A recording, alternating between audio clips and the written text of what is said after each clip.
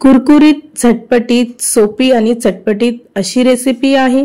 आवाजावरून तुम्ही ओळखलंच असेल की आजची रेसिपी कशी झाली।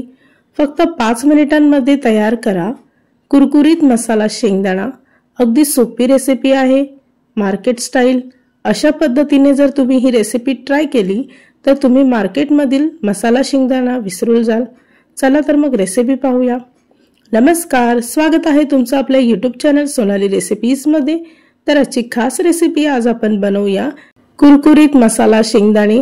तर त्यासाठी एका बाउल मध्ये मी 1 मोठी वाटी शेंगदाणे घेतले आहे, 4 चमचे बेसन पीठ घ्यायचा आहे, 1 चमचा कॉर्नफ्लॉवर घ्यायचा आहे, अर्धा छोटा चमचा गरम मसाला घेतला आहे, 1 चमचा लाल तिखट घ्यायची आहे, 1 छोटा चमचा हळद घ्यायची आहे, 1 चमचा धने जिरे पूड घेतली आहे, अर्धा छोटा चमचा गोडा मसाला घेतला आहे, 1 चमचा आमचूर पावडर घ्यायची आहे, पाव चमचा काळं मीठ घ्यायचं आहे, अर्धा छोटा चमचा साधं मीठ घ्यायचं आहे व सर्व साहित्य मिक्स करून घ्यायचं आहे।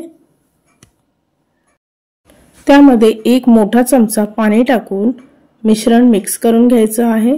मिश्रण थोडं कोरडं वाटल्यास पुन्हा एकदा 1 चमचा पाणी घेतलं आहे व मिश्रण पुन्हा एकदा मिक्स करून घ्यायचं आहे। सर्वात शेवटी 1 चमचा बेसन पीठ त्यावर टाकायचं आहे की शेंगदाणे एकमेकांना चिटकू नये म्हणून। तर इथे मसाला शेंगदाण्याचं मिश्रण तयार झालं आहे। शेंगदाणे आपण फ्राय करायला घेऊया। तर त्यासाठी एका पॅन मध्ये मी तेल तापवून ठेवलं आहे।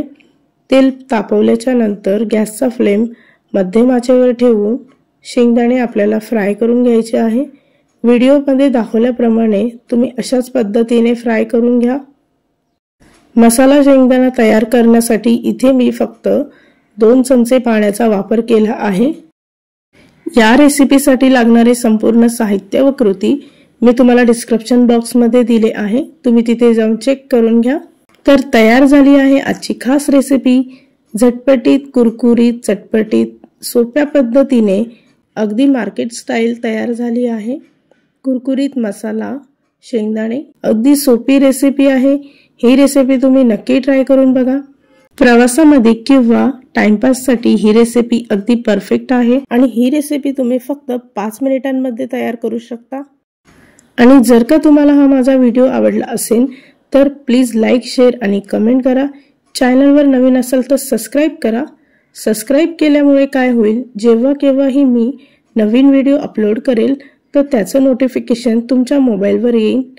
पुन्हा भेटूया अशीच एक रेसिपी घेऊन।